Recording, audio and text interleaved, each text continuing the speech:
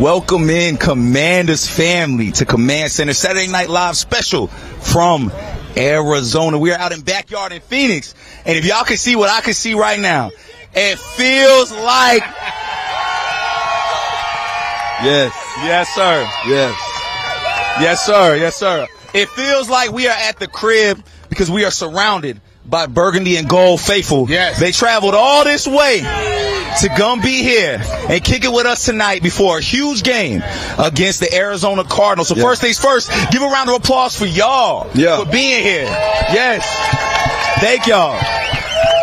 Yes. We cannot do these things if it's not for y'all. Shout out to Rally Captain for setting all of this up. Again, shout out to Backyard out in Phoenix for hosting us. We are out here. Now, before we get started, I want you guys to know we like the fan interaction, okay? So if you have questions, it's going to be hard if y'all yell it. I'm not going to be able to hear. So what I want y'all to do, my producer, Maddie Benton, the lovely lady right over here, will field y'all questions. So just hold over there, whisper in, let her know what questions you guys have. Or on Twitter, use hashtag #LeftHandUp and leave us your questions, and we will answer them live on this show. That's cool? That's cool? All right, now to introduce the reasons why y'all are here. First things first, Mr. 8 to the 9. One of the receivers that revolutionized the game. Santana Moss, give it up, give it up, give it up. Yes.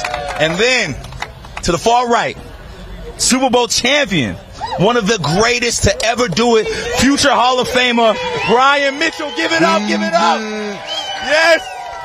Oh my gosh, guys, I love the energy, man. Have y'all felt this in Phoenix before? Hey, man, not in Phoenix. Not in Phoenix. At home. I'm loving it. Yeah. So when we got that Uber, I was like, damn. Yeah. So if y'all are familiar with how we do Saturday Night Live, before we get into any type of football conversation, because we have legends here, we like to take a walk down memory lane. So what I do is I ask these guys memories from whatever place we're in. So fellas, what memories come to mind when you think about playing here in Phoenix? I think the first one stands out to me is I think my first year here in 05, we had a game up here. I'm not sure what game it was, but I remember I think I broke one of my fingers in the game, and I walked back to the huddle, and I kind of like, normally how you wipe your hand off on the towel, and I went to wipe my hand off, and I realized it was out of place. So I snapped it back in place, and the next play, I run a seam down the middle of the field, and I'm like, well, I ain't getting the ball, and the ball come. And I caught the ball, and I'm like, damn, I got to go and tape this finger up. I'm glad I made the catch, but that was like one of my fondest memories. I think we won that game, man. But just knowing that, I remember we had a guy named Taylor Jacobs. He was another receiver, and he saw me go through that in the huddle. Like, bro, you just snapped your finger back in place and caught a 30-yard bomb. I'm like, bro, we got to go out here and do what we got to do. So that's one of the memories that, stand strong in my head about Phoenix. Even with 9 fingers, you were still out there balling, man. We love to hear that. No doubt. Now, Brian Mitchell, what about you, man? Well, I was a guy that wanted to be a little physical, and one of the Grammatica brothers tried to tackle me, and I dislocated his shoulder.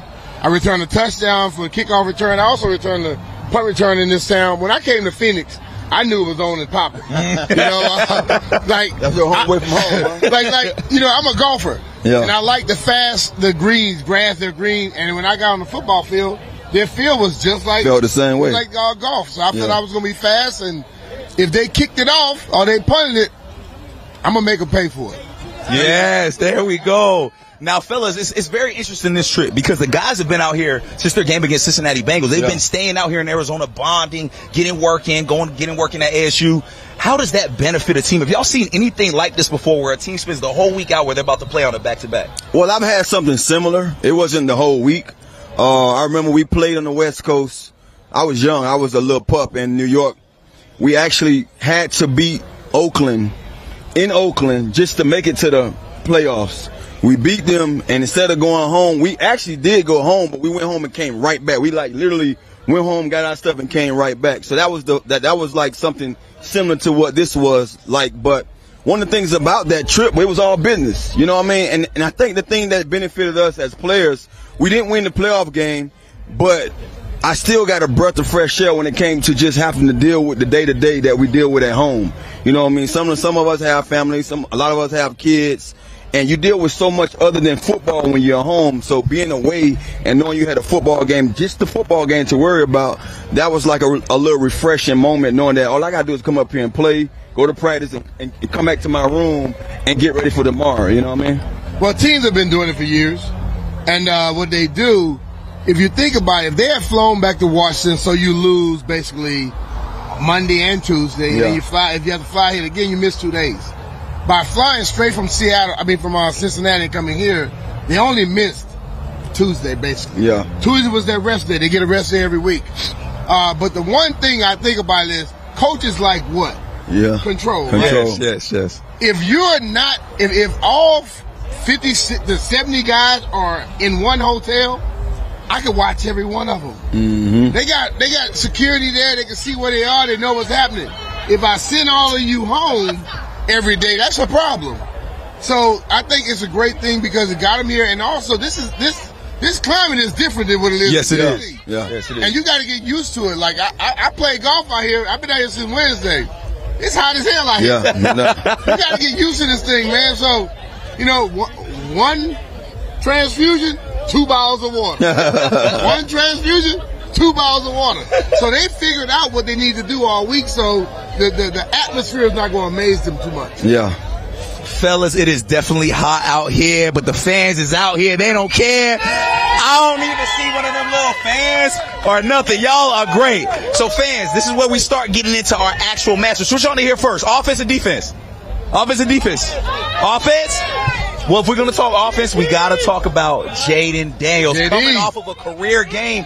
He won NFC Offensive Player of the Week as a rookie. Yeah. How great was it to see that and just continue to see Jaden Daniels develop? You know what? I mean, honestly, going into that game last week, I'm not going to sit here and say that I kind of had that feeling, but I did. I had a feeling that a guy as special as Jaden, from what we just seen from practice and some of the things that we saw in the preseason, and then week 1, and then you saw what he did in week 2, I had a feeling like that stage wasn't too big for him, and that stage wasn't going to be something that he was going to sit there and have to think too hard about. He was going to allow the game to come to him, and I think that's one of the things you saw from Jaden. He allowed the game to flow his way, and every time he had to make a play, he did just that. And so, I think it was great, man. It's great for his mental. It's great for the team. I think it was more special just to see these guys win in a shootout at somebody else's home.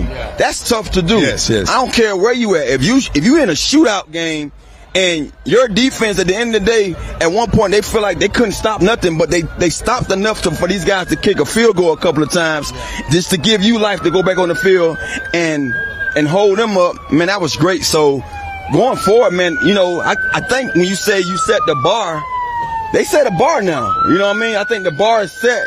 This offense, this team, you're going to expect these guys to go out there and not blink every time they're on the field. And Beamish, to Tanner's point, he set that bar. How can he continue to elevate that bar against Arizona? Well, I think the thing about Jaden is going to be who he is. Just walked through, we saw his mom, we met his dad before. Yes. That kid was raised to be this way. He is not overwhelmed by this thing. Like we in the NFL, we love the Washington, we love the Commanders and all. We think, it's the biggest thing. He has been in moments where it's been a little bit hotter. Yeah. He played at LSU where they had 100,000 people there. Mm-hmm. He played in Alabama where it's over 90,000. That college atmosphere is crazy. Yeah. But you watch him last week, and everyone feels he's the guy. He proved he was the guy. Yeah. Down the stretch, when they had 4th and 1, he looked like, let's go for this. Yeah. He showed a confidence that I think every quarterback needs to do. I played quarterback in college. It's 4th. I don't care 4th and 1, 4th and 10. Coach, let's go for this thing. Because when you show your team you can get it done and you believe it, they are going to follow that. Yeah. He did that time and time again, and then he got it. And then he threw balls to his other friends, let them help him. I think when you get the right guy leading the way, and this dude here works his ass off, I'm going to be honest. Yeah. He's a guy that goes out there, and what you see now is not no luck thing. This is a product of a guy who puts the work in. And I think as long as that's going, he just has to keep being who he is. Don't try to be nobody special. Don't try to be nobody else. Do what you do and let things happen because God gave him that talent. Yeah, no doubt. It's going to take him away. He's got to use it. Yeah. Commanders family. Now, if you guys are having trouble hearing us, it's okay. Pull up Twitter, pull up YouTube, put the phone to your ear because we are streaming live right now. So if you're having issues, we know we got the sirens in the back. We know we're outside. I thought they were coming around. Hey, look, a fan right there listening, man. We appreciate y'all so much for being here. Speaking of the fans, let's answer a fan question. Now, this is from Hater Jason. With Eckler Hated out, Jason, huh? does Cliff stick with this scheme that he's been working so successfully and just use next man up with McNichols, or does he risk making an adjustment to get other weapons more involved, such as a guy like Ben Siddle? Great question, Hater Jason. Go ahead. I believe McNichols has shown he's capable. Yeah. I believe Siddle has shown he's capable. But what happens in his offense is they don't necessarily plan, we're going to get the ball to this guy, that guy. Mm-hmm. They go through the thing, and whoever gets it, gets it. Yeah. And I think what has to happen is that McNichols now has an opportunity. He needs to go in and show Coach, hey, I need to be getting more opportunities later on. Look, the NFL is a cutthroat business. You know, Austin is out. Austin has been great. I got my job because 2 guys got hurt. Yeah. And my job was to make sure they never got a chance to play again. Mm-hmm. It sounds crazy, but that's what it is. And I think if McNichols get out there and show what he's capable of, hell, he has a familiarity already with Adam Peters, so that's why he's here. Yeah. Go out there and do what you do. You know, the whole thing about it is the next man up mentality is what you have to be. Yeah. Everybody here is professional athletes. No one is not professional. So you get a chance, go show what you're capable of. So the coach can understand if something happens, I can always depend on the next guy. Well, I think that's a great question by Hater Jason, but I also believe that it's going to be something that I'm looking forward to seeing, how they kind of, counter off of how they've been doing things the last 3 weeks. I think we have enough guys in the building that we can go out there and show them a whole different other plan, as far as what we do in the run game. It should be a little more, I guess you can say, run by committee when it comes to, we have Thunder still in the backfield. Yes, we do. We have B-Rob in the backfield. But what folks fail to realize, last year B-Rob showed everybody he can catch the football. Yep. So we can use B-Rob in that aspect of the game too. And now you trickle in a guy like Zacchaeus, bring him in on some of those wide receiver slips and those motions and stuff, flick him the ball. Matt Nichols, he's shown that he's capable of going out there and handling the load. Also, that play he made on that touchdown by Terry, picking up that linebacker, man, that alone is going to give me that. Hey, you know what? You want a job. I'm gonna allow you to play any given down. I desire you to be on the field because of what you showed me in the blocking game. If you can go out there and stick your neck in a linebacker's chest like that and protect your quarterback, you got a job with me. You're gonna always have an opportunity to make plays. So Matt Nichols have shown the team that, hey, you can trust in me, you can count on me. But I do believe it's gonna be I guess you can say, run by committee. We're gonna use who we got in the backfield more. We might trickle him out there for some passes. We have Matt Nichols. We're bringing Rodriguez up. But we have these receivers that we do so much with in the passing game that's like little runs. Those slip screens are like runs. So be sure we're going to use that a lot this week. And you talk about that next man up mentality. You mentioned it. Chris Rodriguez is getting called up from the practice squad. Now, when we saw him play at the limited time last year, he made plays, man. The boy looked strong. Yeah, he looked good, man. How excited y'all to see Chris Rodriguez? Because they're not calling him up just to have him sit. When they call guys up, we saw Andre Jones get called up last week. He's going to play. Chris Rodriguez, how excited are you to see him get some touches, B? I'm excited because what I want to see is when you get the opportunity to go out there and show what you're about, what you're going to do. That's the ultimate thing for me. And when we look at the Cardinals, their run defense is not very good. Yeah. And B-Rob is a guy that, if you don't have a good run defense, he's going to make you hurt. Yes. And then you could bring in McNichols and C-Rod. Those guys are not small dudes. So if we got Thunder and Lightning. Yeah. You might have Thunder and Thunder coming out. Thunder and Mo Thunder. All power dudes, because the ultimate thing is, listen, man, NFL is about opportunity. Yeah. These guys get an opportunity to prove what they're about. And you can't feel bad if you go out and do good. And before we move on for the run game, let's talk a little more about B-Rob, because we're seeing him in a role that we have been asked to see him in for a very long time. And this Sunday, he could get even more touches because, again, he could catch, he could run. What do you guys see from B-Rob, not only as a player, but as a leader? He's in his 3rd year, but he acts so much wiser beyond his years. I think one of the things you've seen more now is just he's getting the chance to really carry the load. That's one. That stand out to me. I think, too, if you think about how far off he from that incident, that was his rookie season.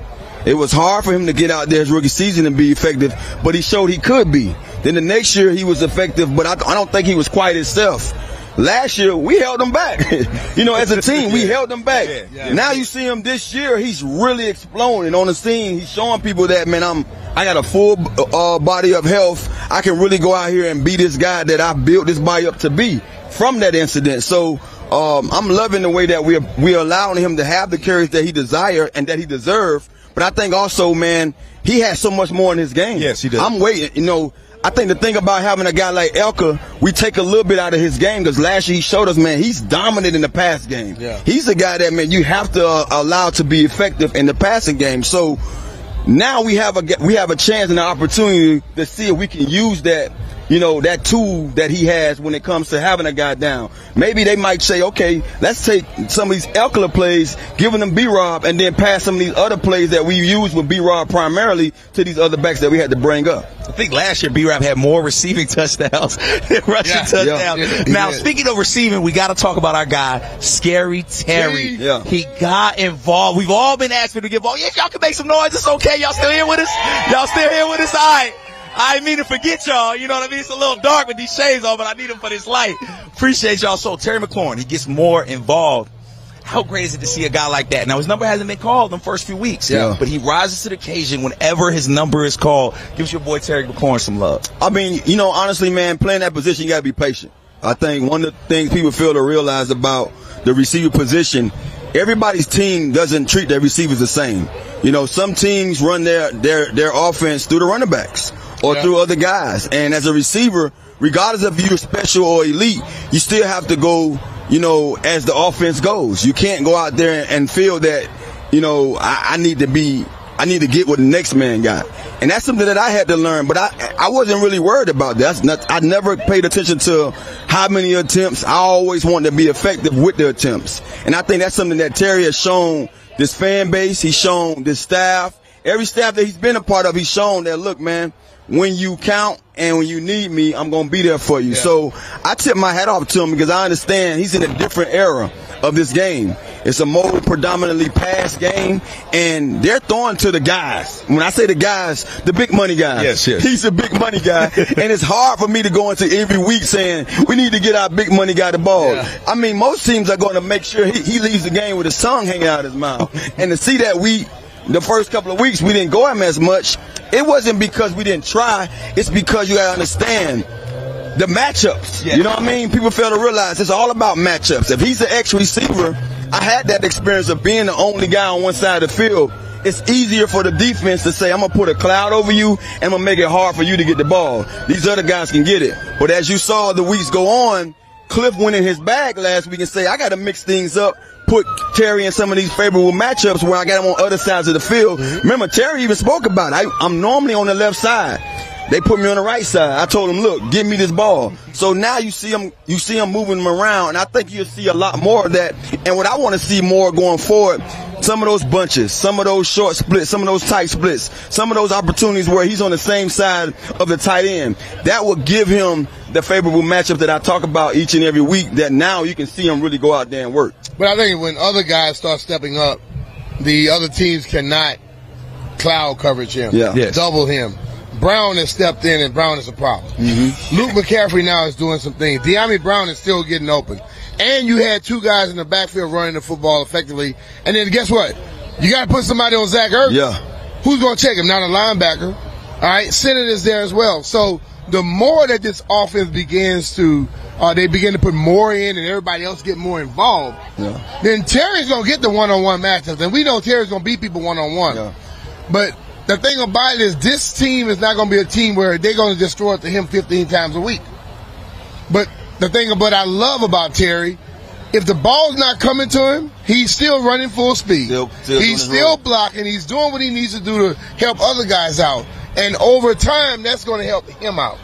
Because if those other guys start getting involved, then you have no choice but to start singling him. And when you single him, you damn well will lose. Yeah. And B, we can't move on from the offense without giving love to this offensive line. So I think we all were wondering what it was going to look like, how it was going to be. You know, we have some new pieces in there. But I was talking to Sam Cosme on the Next Man Up podcast, and he said, man, we are all one. We're cut from the same cloth. B, how happy and impressed have you been with this offensive line, especially that last game? Well, I've been happy with it because as a former quarterback, I understand when you go out there and you're a mobile quarterback and you can help your guys out, they like that and they work even harder for you. Mm-hmm. And Jaden sometimes make them look better than what they are. Yeah. But they are way better than what we had last year. Allegretti, Tyler Biadasz, we call him Badass. Yeah. That dude is unbelievable. Cosby getting his job done. Coleman had a game last week. He did. You look at that Coleman, a young guy in this league. Yeah. He is educating some veteran players. He played his behind off last week. And Wiley has been very consistent himself. He's been a bright spot. He's definitely been a bright spot. What happens is, when you are lineman and you might miss, you might not completely block, and then the ball's out. Yeah. You get a positive on your test. Yeah. You know, they judge stuff. So right now, this offensive line is playing great. Yeah. And as they get confidence, all it does is make them get out there and be better and better and better. Yeah, I think it's going hand in hand. I think when you look at it, our offensive line has been much improved. I think right now, thus far in this season, you can look at them and say, okay, when you say who's been much improved from last season, that stands out more than anything. But then also, too, you have the Jaden effect. I think the Jaden effect has allowed them, too, to be where they're at, because now you have a quarterback that understands that it's a clock. I have but so much time to get rid of this football, and when it's not there, I got to take off and get these yardage. So these guys are doing such a great job up front, but they also doing enough job to say, let me give him a lane or two that if he needs it, he can take off and get us 3, 4, 5, 6 yards just to keep us, in a favorable down. You know what I mean? So I think it's going hand in hand, man. The linemen, get them their credit. They definitely need it. Those guys, they get fined when you give them too much credit. So you got to be careful talking about the linemen. They have little, clauses in their contract where they don't like to take the praise. Really? Yeah, they do. I know that. Give me that love, dog. I'll take it. Fine me for doing good. They can't be on camera as much. When we talked about Cosme, say he got fined for being on our Players Club show. But that's some of the things that I've heard all the time since I've been in the league, that they don't like to be in front of the camera. They got to do their job on the field. But hats off to those guys, man. And I want to see more of that each and every week. Yes, man. The Jaden effect. I love it. I think the Jaden effect is why we have so many Commanders fans out here in Phoenix. Are y'all having a good time? Y'all having a good time? Oh, my goodness, man. They loud. I feel like I'm at a family reunion. I'm ready to bust out the electric slide for a second. You know what I mean? Now, let's head over to this defense, because we are facing a very interesting quarterback in Kyler Murray. Yeah. Each week, he shows a different type of game. Either he looks rough one week, or then he looks incredible the next. What kind of problems does a quarterback like Kyler Murray pose, B. Mitch? You have to keep him in the pocket. The thing about Kyler, he's very similar to Jaden, where he can throw. He's very effective in the passing game, and he's outstanding in the run game. But Kyler is not 6'2.5", 6'3", like Jaden is. So Kyler wants to find lanes. And if you could keep him in the pocket, it's a little tougher for him to see down the field. So they got to be very careful where you hear about contain. They have to contain him. And when you get a chance to hit him. Listen, I believe in physicality. I want to make sure people understand. I want to be a bully. Be a bully to him. He's a little dude, make him hurt. Hit him, because if you could get in his face, get your hands up, he has a tougher problem getting the ball through that or seeing completely down the field. But if you allow him to get outside and do all this thing, he will pick you apart. So as I look at this, I'm looking at two teams that are very similar. Offenses that can be explosive and very good. Defenses that are inconsistent. So they got to figure out a way. They have to make sure they keep him in the pocket and get your hands up, and when you get a chance, hit him. He's a jitterbug. I call him. Guys like him. I mean, this guy squirt out of everywhere, anywhere, and he finds a way to get it done. And that's, credit to him, just being that guy that understands the game and understands, his part and his role, knowing that, hey, I don't have the height. I have the speed. I have the quickness. I have the agility. I still have an arm with this stature, and I can still get the job done. So I love his game, honestly. It's very similar to what we do. It's very similar to how we do things. When things ain't there, you rely on him to make something happen. There you go. And that's what he does. So with that being said, as a defense, we have to contain, be disciplined. Discipline in the back end, discipline in the front end. We can't run wild, just leaving lanes and gaps open because we're trying to sack him. We have to be disciplined enough to say, I'm going to stand my ground. Even if I don't get the sack initially, I'm going to make it hard for him to see over these guys I'm pushing into his lap. I'm going to push these guys in the interior into his lap, make it hard for him to see while I allow my guys on the outside to close in on him. if he see that pressure on the outside, now he steps into my gap, I can grab him and bring him down. But if you go wild and say, I'm going after the sack, and they push you along, you open that lane, he going to take off. He going to squirt through there. He going to find 10, 15, you mind 30 yards. But if he don't find it, he going to see a guy open down the field. So you got to be disciplined, man, in the passing game, disciplined in our pressure. But I think overall, defense got to play sound. Whatever we dial up, man, just be sound at it. And I think when we bring our stunts and our pressures, we got to show also different coverages to him to make sure that he's thinking a little bit. I think if you show him something different than what we've shown on tape, because you know everybody look at that film from the week before and say, okay, this is what they're doing. Yeah. You got to toy with a guy like that. You got to make sure that he really know how to read. Let me see how you've been doing these last 3-4 years if you really know how to read these defenses. I'm going to show him looks, and then I'm going to get into other looks. Now you get him to pat that ball a couple of times. Now you get a chance to get those guys to get him down. Disciplined defense is key against a guy like Kyler Murray, because if you give him time, Shannon, he has a weapon can burn you. in Marvin Harrison Jr. Fellas, y'all seen a lot of rookies come in, but have y'all seen a guy like Marvin Harrison Jr. come in with that amount of tools, the speed, the size, the hands, the wherewithal? A rookie like that, man, he has to cause so many problems for any secondary. Well, this man grew up, he was a kid coming up watching his dad have a Hall of Fame career. Mm-hmm. And you think he didn't get the best tutelage? Yeah. So I'm not surprised at all. But the thing about it is that his dad allowed him to be who he is. Yeah. He's a bigger receiver, so his game is totally different than what his dad's game is. But he can run, and he's strong. Yep. So all of the little extra things that he needs, he has. He was born with a lot of that stuff. Yeah. Other people got to learn it. This dude was, every day he had that already. Yep. Mm-hmm. And I think what you got to do with him is you got to make it tough on him. You have to, just like you give a quarterback different reads, you have to give him different reads. Make him see different things. Give him different coverages so he's thinking. I've always said, if you're thinking on the football field, you're gonna lose. Yep. Yeah. You guys just react. So if you get him thinking a little bit, and that's what young guys do, they think on the field. They're trying to figure it out, and while you're figuring out ball snap, you're a little late. Mm-hmm. Or you start running, and you slow down, you can't get to the spot. They have to do that to him. They can't just line up and do the same thing over and over, because he will eat it alive. Yeah. Tanner, if you had a preference, how do you match up against a guy like that? Do you put one man on him, or do you give him different looks throughout? Do you want to see a Sanders Shield? Do you want to see a Benjamin St. Juice? Or do you just throw whatever you can? I want to see coverage. I want to see that we actually – so when we get in man-to-man, we haven't stopped nobody in man-to-man. So I'm not trying to come into this game and say, I'm going to put a man on a guy like that.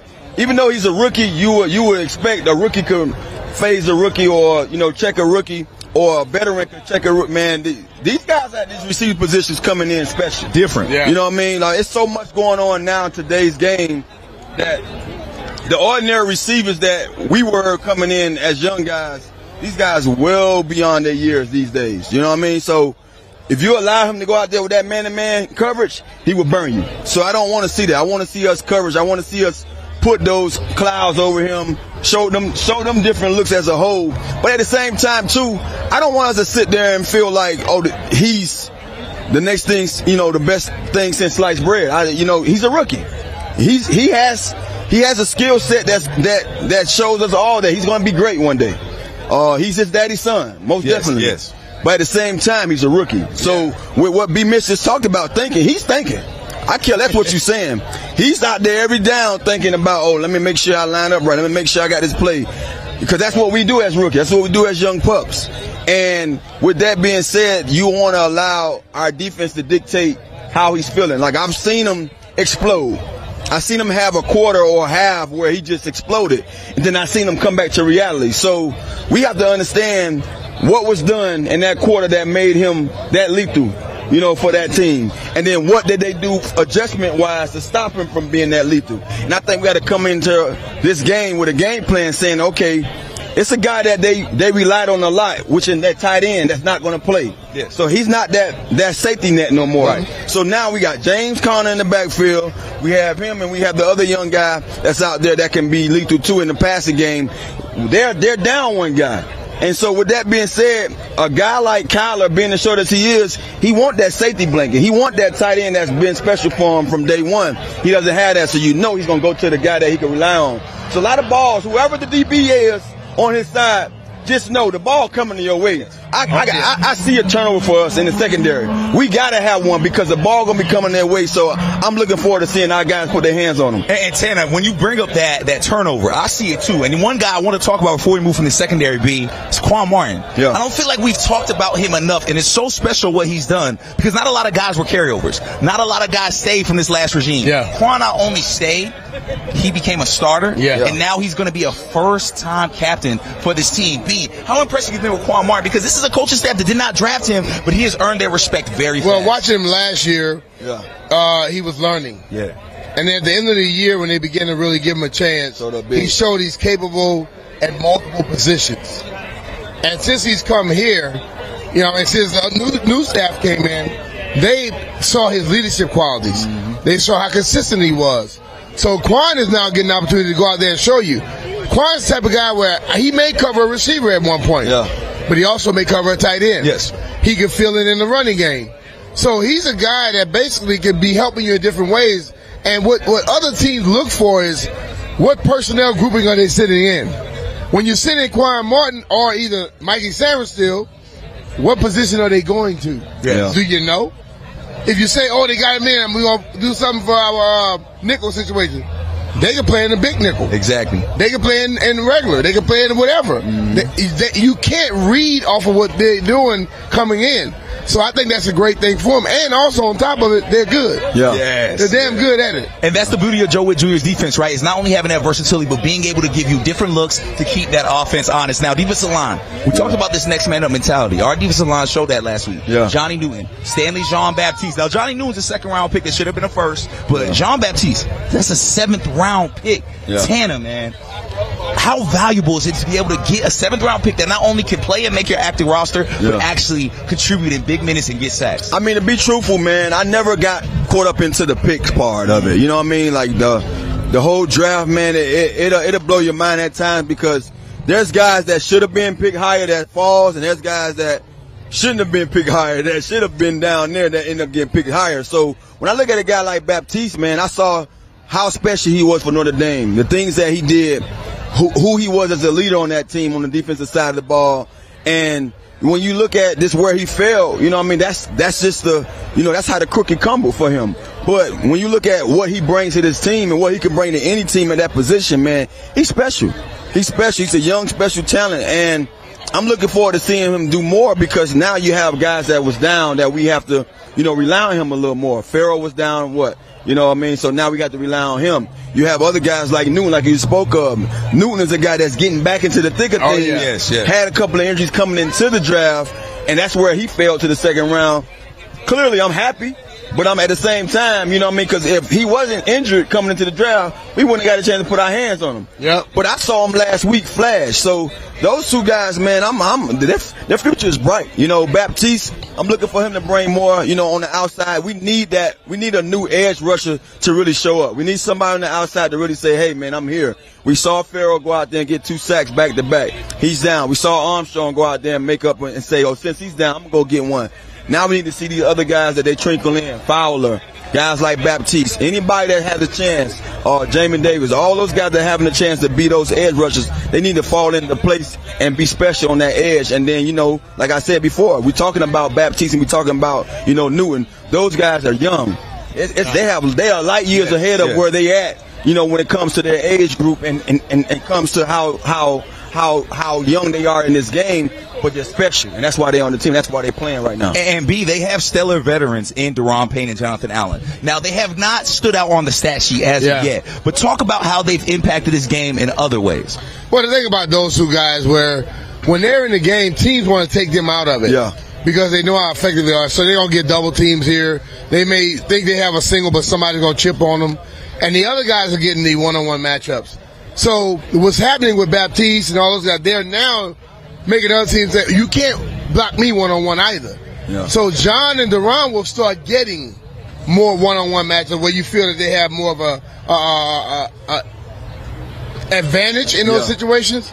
But the ultimate thing is, everyone talks about outside pass rush. Mm-hmm. The one way and the best way to affect the quarterback is inside. Mm-hmm. And I think what our interior guys got to do is, while you're rushing, you got to also remember that you can stop, shed, and tackle. Because we've been collapsing the pocket, but it's a running game plan. We run past the running back. Just get rid of him. And I heard Joe say that the other day, that we got to learn to disengage. And also, we're rushing for the pass, but ultimately, when we see a run, stop, extend, get rid of, and make the tackle. Yeah. If they start doing that, which we've seen both of them do, this defense is going to just rise. Well, Joe talked about it, so I'm sure we're going to see it. Because, you know, one thing about those guys, they're coaching them every day. They are. You know what I mean? And we're seeing a little bit more every single week. It wasn't everything at first. Yeah. It's taking time because not only is this a young team, it's a new staff, but it's also a new look roster. We have a lot of new looks, but that's why we are so excited. And that's why we have our Confanders fans, Burgundy and Gold, in the building. We are wrapping up the show out here, man. It has been so great to be out here in Phoenix, out here in Backyard. I'm seeing so many familiar faces, and we are just so grateful for y'all being out here and representing for us, because y'all don't have to come out here, but y'all spend y'all time doing this, and this is how y'all decided to spend y'all Saturday night. So we appreciate that. And with that in mind, let's end the show with a fan question. Now, this is from Michael Luger. Am I saying that right? Michael Luger. Now, this is a two-part question, so I'm going to split it up. Tanner, you're going to get offense. B-Mitch, you're going to get defense, okay? Right. What is the key to us beating Arizona tomorrow on offense, Tanner? I think offensively, for us to have a productive game, I want to see us balance. I want to see a balanced attack. I think one of the things that you saw going for this team, they have been susceptible in the past, but at the same time, they've had their share with the run game too. Now, they was pretty sturdy in the run game, stopping the run game a couple games ago. But when they played a quarterback that's like the quarterback we had and Josh Allen up there in Buffalo, they gave him a lot. He was able to wheel and deal and do some of the things that makes his game special against these guys. Knowing that we have that guy, I'm going to be looking to see how they play us. You know what I mean? Are they going to be in those zone coverages? Knowing that they have to be in coverages that they can put their eyes on the quarterback. They can't turn their back at all with Jaden. You turn your back one time, he's going to make you pay for it. So I think in order for us to have the kind of offensive game that we're looking for, I want to see a balanced attack. I want to see a lot of that thunder that we got still left. B-Rob, Rodriguez, the other guy that we have back there, Matt Nichols. I want to see those guys be effective, but I know that's going to open up our passing game. Zach Ertz came back home. Yes, he did. This used to be his home, so I'm pretty sure he might still have a pad somewhere down the street. And he got a chip on his shoulder out here, too. He's looking to show them what they're missing a little bit. So be ready to see him in the pass game be effective, too. And to your point, Cliff Kingsbury, too. Same thing, right? They have something to prove out here. This game means something to them. For the keys. I know he ain't home tonight. He got a nice crib there. We got through a party there, man. We could have had the Commander Legends party. And B-Mitch, same thing. What is the key for our defense? Well, for our defense, I think the ultimate thing is we have to get out there and stop James Conner. Yes. I know we talk about Kyler Murray, we talk about Marvin Harrison Jr., but if they don't establish their run, they can't run their offense how they want to run it. Yep. So if we can stop James Conner and make it tough on him, now you make them one-dimensional. And when they're pressing, passing, they aren't a good football team. Yes. And then on top of that, I as a defense, don't hurt yourself. You can't have penalties. You can't give them extra downs and things of that nature. You do that, you win the football game. Hands down. And Teddy misses Zach Ertz. He was on Players Club recently, right? Yeah, man. You had him on Players Club. You like that show? Well, I love that show. So y'all, if y'all haven't watched it, Saturdays evenings. So you should have been watching it tonight. Yeah. Players Club. Check us out, baby. And it's coming on right after this, actually. Players Club will be coming on any moment on WSA 9, and you can catch it on the Commanders YouTube page. But it's not just Players Club that Tanner does. It's not just Command Center that Tanner does. It's not just Command Center podcast that Tanner does. We also do Game Day Live and Post Game Live. We will be on the sidelines in Arizona.